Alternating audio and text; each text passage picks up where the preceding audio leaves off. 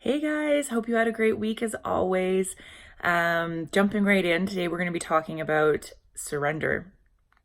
And it's such an interesting, honestly, I woke up, I don't even know if it's like bad dreams or what, but I am just angry today. Like I woke up angry. My husband was like, "Oh, why are you angry?" I was like, "I don't know, I'm just angry." And it's such a weird experience. But I think part of it is my back's been pretty bad, like flaring up. And when it's really sore, I can't sleep.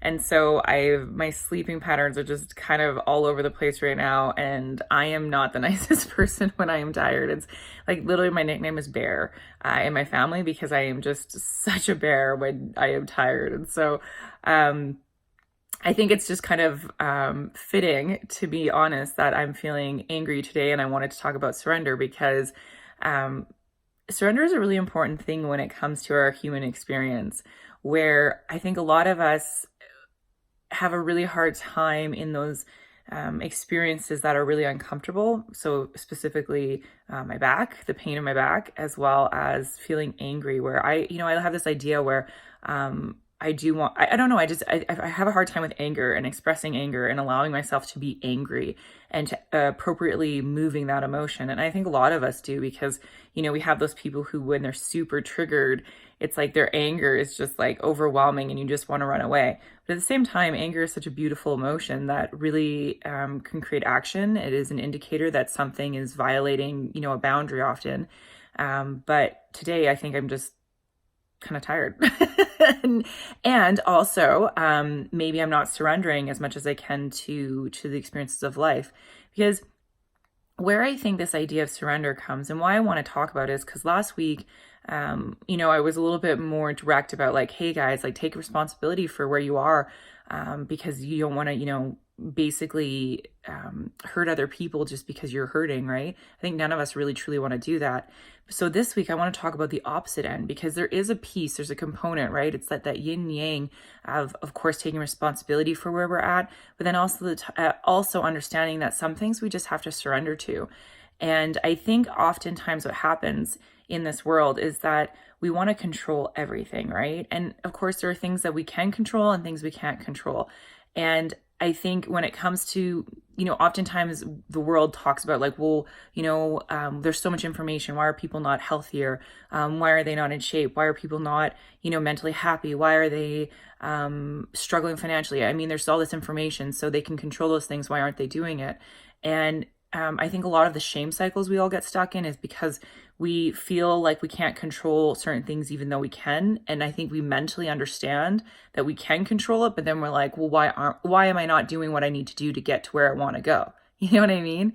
And so what my experience is and what I truly believe is that the reason we struggle often, and this is only one piece of it, right? We can't reduce such an experience down to one thing. But one of the pieces that I think plays into it is that we get so exhausted and run down and burnt out by trying to control the things that we can't, that when it comes to things we can, we don't have any energy left to actually deal with it, And so I think that this is the beautiful thing about when surrender comes in is learning to understand that when there are, like, to identify, I think more than anything, start to identify, and not just like mentally identify, but emotionally identify. So like a whole experience of identification of those things that we can't control. Because when we understand and we learn how to surrender to life experiences that are out of our control, I think we create more emotional capacity to actually face those things that we can, right? And so specifically, from my experiences right now with my back, I am getting professional help, don't worry, and I have people who are helping me with it. Some have been good, some have not been so great. But part of it is that it's a healing process, right? And so, it's a couple days that are great and then maybe one or two that are bad. And so it's like a step forward, a couple back, step forward, a couple back. And that's just kind of the journey that I have to go through with healing what's going on. But for me, I don't like that.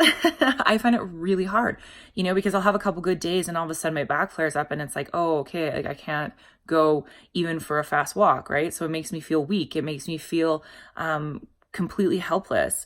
And so, I think I lose a lot of energy and a lot of emotional capacity and mental ability, I guess you could say, like everything, I'm like almost giving it away to this thing, like to this journey that I shouldn't be, I shouldn't be investing energy into that because I can't control that. What can I control? My attitude, what I'm doing for exercises, the professionals that I go and ask to help me, Reiki healers I see, whatever, I can do in my own power. If I'm doing all those things, then, that's where this beautiful thing about surrender can come in, is like, I'm surrendering to this experience, allowing myself to just experience it, maybe to learn what I need to learn, but then also have faith that eventually I will get to where I want to go because I'm doing the work, right?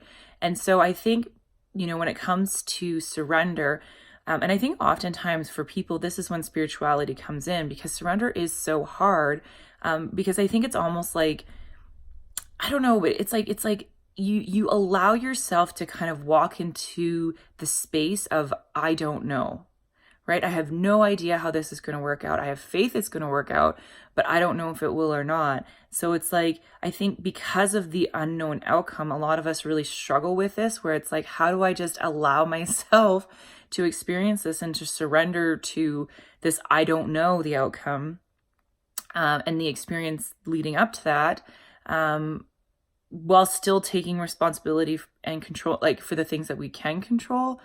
You know what I mean? I hope that made sense. Because when we do embrace and really celebrate us doing the things we can to move us towards our goal, and instead like really focus on those things, but then surrender the need to control those things that really are out of our capacity and abilities to control, I think it frees up a lot of energy. And I think we find a lot more joy in the process of doing what we're doing, and joy in our life experiences, because we're not consistently battling something that we're going to lose. You know what I mean? It's like no matter how many times and how many life throws us these experiences, there's just like, it doesn't matter what you want. Like, this is out of your control. It's like, how many times do we still go to battle and think we might win, right? Even though we keep losing.